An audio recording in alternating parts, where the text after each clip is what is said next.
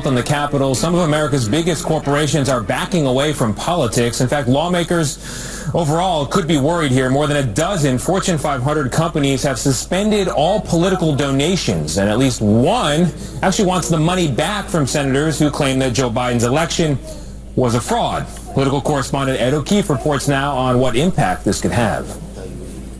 On Monday, Hallmark Cards Company asked for a refund from Republican Senators Josh Hawley and Roger Marshall, who received a combined $12,000. The company says that the senators' decision to vote to reject states' certified electoral college results last week do not reflect our company's values. American Express told employees Monday they're withholding donations from lawmakers who voted to subvert the presidential election results and disrupt the peaceful transition of power. Other major firms like Goldman Sachs, Citigroup, Facebook, Google, and Microsoft are going farther, saying they'll withhold all political contributions from members of both parties. Chemical giant Dow doing so for at least the next 2 years. It's sending a ripple effect across all these campaigns because Donald Trump is radioactive. Leslie Sanchez is a Republican consultant and CBS News political analyst and said the corporate giving ban could hurt many GOP candidates. The question campaigns are asking themselves is how long is this going to last, and can they separate their campaign from the larger Republican Party and the aura that it has? But Sanchez said that based on her conversations with top government relations executives, the giving ban is likely only temporary. 6 months and 9 months down the line, they expect those dollars to start flowing again. These are going to be based on individual relationships and not necessarily the party as a whole. But CBS News political contributor Robbie Mook, a Democratic Party consultant, thinks this is a bigger shift.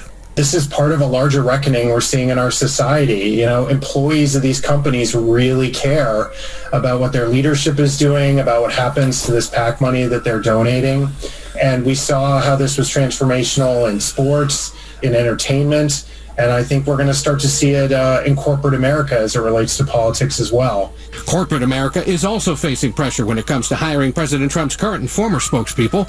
White House press secretaries often go on to get high-profile jobs in the private sector. President Obama's landed at McDonald's, Amazon, and United Airlines. Forbes magazine editor Randall Lane argues that those that spoke for Mr. Trump will face a different landscape.